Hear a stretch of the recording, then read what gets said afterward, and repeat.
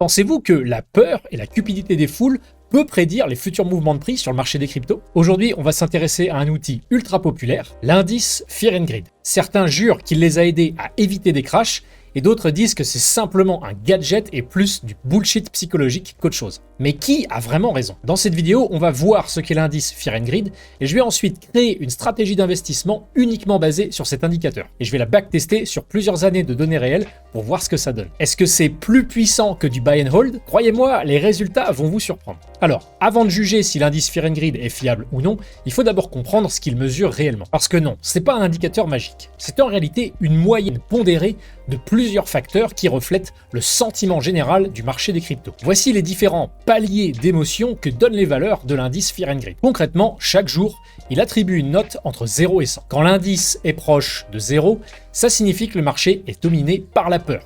Les investisseurs vendent, doutent et fuient le risque. Au contraire, plus il est proche de 100, eh bien ça signifie que la cupidité est totale. Tout le monde achète, peut-être sans réfléchir parce qu'ils sont convaincus que ça va faire que monter et en étant persuadés que cette fois c'est différent. Mais comment cette note est-elle calculée? L'indice se base sur plusieurs critères. Premièrement, la volatilité du Bitcoin, car une forte volatilité signifie souvent un marché nerveux. Deuxièmement, le momentum et les volumes de trading, qui montrent si les gens se précipitent pour acheter ou vendre et avec quelle puissance.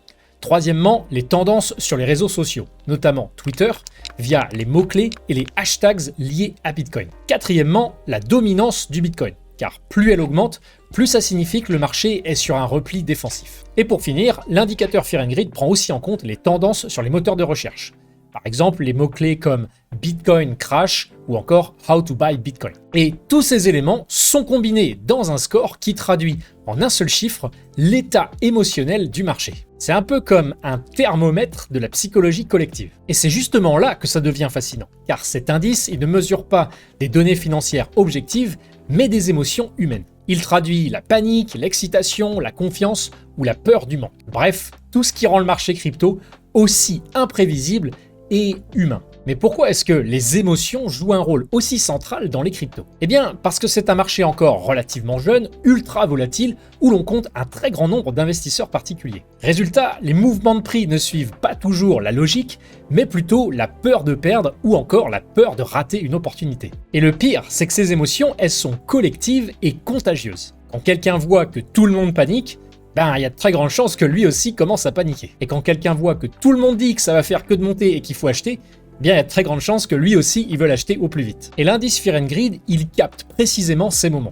Il ne lit pas dans le futur, mais il fait plus une photographie du sentiment général du marché des cryptos. Alors, la vraie question, maintenant qu'on comprend le fonctionnement de l'indice Fear and Greed, c'est de savoir si on peut s'appuyer sur les émotions et la psychologie des foules pour créer une stratégie rentable sur les cryptos. Et c'est exactement ce qu'on va tester tout de suite. Pour répondre à ça, j'ai mis en place un backtest. Le principe est simple, on simule ce qu'un investisseur aurait fait dans le passé en suivant uniquement les valeurs de l'indice. Voici les règles de la stratégie qu'on va tester. Quand l'indice tombe à 25 ou en dessous, c'est-à-dire en zone de peur extrême, eh bien on va acheter du Bitcoin. Et quand il va dépasser 75, c'est-à-dire quand il va rentrer en zone de cupidité extrême, eh bien on va tout vendre. Et en dehors de ces zones, on ne fait rien. C'est donc une stratégie très simple qui est basée sur des extrêmes émotionnels. Et surtout, elle est 100% mécanique, il n'y a pas de subjectivité, pas d'analyse technique, juste une réaction aux valeurs de l'indice Fear and Greed. Mais en début de vidéo, je vous ai dit qu'on veut savoir si une telle stratégie fait mieux que du buy and hold. Donc déjà, d'entrée de jeu, histoire d'avoir un repère de référence en termes de performance, voici ce qu'aurait donné du buy and hold sur les 8 dernières années sur le Bitcoin. Performance totale 2500%, soit un rendement annualisé de 49% et un drawdown max de moins 84%. Et pour créer cette stratégie sur Upside, j'ai simplement compté acheter 5000 $ de Bitcoin en une seule fois. Donc ces performances-là, ça va être notre référentiel. Pour créer la stratégie qui se base sur l'indice Fear and Greed, je vais donc créer une stratégie sur la plateforme. Je vais choisir l'historique de BTC USDT sur Binance. On va donc avoir 8 ans d'historique. Et là, je vais écrire les règles suivantes. On va donc dire acheter du Bitcoin quand l'indice Fear and Greed passe sous 25 et vendre toute la position lorsqu'il dépasse 75. On va préciser qu'on ne veut pas acheter à chaque fois qu'il descend sous 25. Par exemple, s'il passe sous 25 et qu'il remonte à 30 puis qu'il repasse sous 25, on ne veut pas à chaque fois acheter. Donc on va dire une seule position à la fois. En gros, on veut juste acheter une fois quand il est sous 25 et après on attend qu'il monte à 75 pour vendre. Je clique sur analyser, il va interpréter mes règles. Normalement, tout est good. Et c'est bon, je vais pouvoir lancer le backtest. Pendant que ça backtest, ça devrait prendre quelques secondes. N'hésitez pas à mettre un like si vous kiffez l'expérience. Ok, le backtest est fini. Voyons voir les résultats. Oula, c'est pas dingue du tout. La performance totale n'est que de 37% sur les 8 dernières années, qui fait un rendement annuel de seulement 4%. Alors certes, le drawdown max, lui, il est de moins 20, mais on perd toute la performance du buy and hold. Autrement dit, là sur le Bitcoin, acheter quand le Fear and Greed est en zone de peur extrême et revendre quand il arrive en zone de cupidité extrême, c'était pas une bonne stratégie. Enfin, c'est pas une mauvaise stratégie en soi, c'est juste qu'il y avait un énorme manque à gagner par rapport à du simple buy and hold. On va maintenant tester de voir ce que ça donnait si, au contraire, on suivait la psychologie des foules, c'est-à-dire si on achète quand le Fear and Greed est en zone de cupidité extrême et qu'on coupe la position lorsqu'il arrive en territoire de peur extrême. Pour ça, je vais donc simplement copier la position.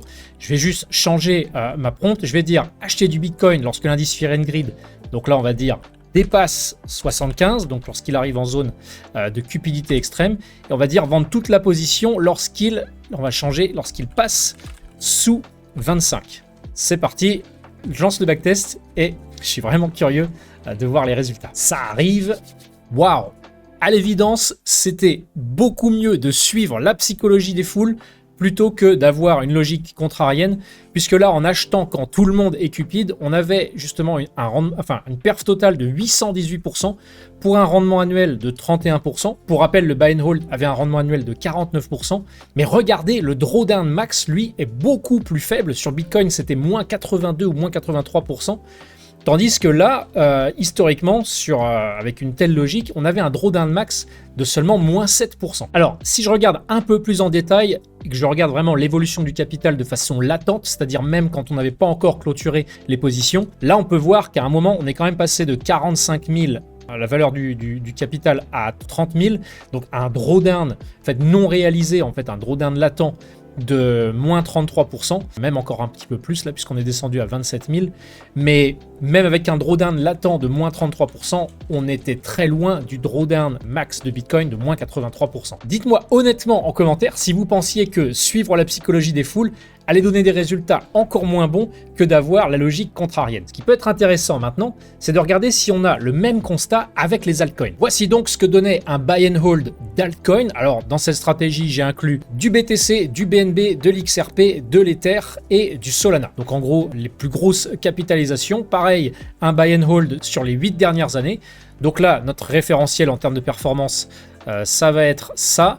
Donc, perf total de 17 000% sur du buy and hold, rendement annuel de 88% à ce jour avec un drawdown max de moins 81. Comme tout à l'heure, on va d'abord tester d'acheter tout ce panier d'altcoins lorsque l'indice Fear and Greed revient en zone de peur extrême et de tout revendre lorsqu'il arrive en zone de cupidité extrême. J'ai donc sélectionné tout le panier d'altcoins et le Bitcoin dans la création de stratégie. Comme prompt, on va dire répartir tout le capital disponible entre chaque crypto, hop, quand l'indice Fear and Greed passe sous 25. Et on va dire tout vendre quand il dépasse 75. Et même chose que tout à l'heure, je vais dire une seule position à la fois par crypto. Ok, même chose, on va tester sur les 8 dernières années. Je suis vraiment curieux de voir ce que ça donne. C'est parti. Ok, bon là, c'est clairement perdant. On a un rendement final de moins 2,65 par an, soit au total moins 19% quasiment sur les 8 dernières années, avec un drawdown max, lui, très élevé. Donc là, clairement pas la bonne approche ici sur les altcoins. En fait, c'est très intéressant de voir que les fameux adages acheter quand tout le monde panique et vendez quand tout le monde est cupide, eh bien, historiquement, là, sur les 8 dernières années sur les cryptos, ça fonctionnait pas du tout. Et quelqu'un qui aurait voulu suivre ces fameux adages connus dans le monde de la bourse aurait eu des performances, à l'évidence, catastrophiques. On va donc là aussi voir si suivre la psychologie des foules, au contraire, ça donnait de bien meilleurs résultats. Ben, à l'évidence, comme sur Bitcoin, oui, largement, ça faisait nettement mieux. On peut voir perf total 5200%, rendement annuel 63%, là aussi un drawdown max très faible de seulement moins 8%. Pour tout vous dire, lorsque j'ai eu l'idée de faire ces expériences et que j'ai fait les tests, je m'attendais pas du tout à ce que acheter lorsqu'on est déjà en zone de cupidité extrême sur l'indice de Fear and Greed et qu'on vende lorsqu'il revient en zone de peur extrême, ça donne de bien meilleurs résultats que faire l'inverse, justement l'approche contrarienne d'acheter quand tout le monde panique et revendre lorsque tout le monde est cupide. Alors, on peut certes voir que la majorité de la performance s'est faite sur le pump de 2021, mais même par la suite, sur les 4 années qui ont suivi, eh bien, l'approche de suivi de psychologie des foules continuait d'apporter du rendement. En fin de compte, cette expérience aura montré que c'est pas l'émotion en elle-même qui compte, mais vraiment le contexte de marché dans lequel elle apparaît. Au passage, ça aura aussi montré que l'indice de Fear and Greed, eh bien, c'est un piètre indicateur de top et de bottom. Au contraire, c'est potentiellement un excellent indicateur de tendance en cours. Si vous avez aimé cette vidéo, n'hésitez pas à la partager. Je vous dis à très bientôt. Ciao.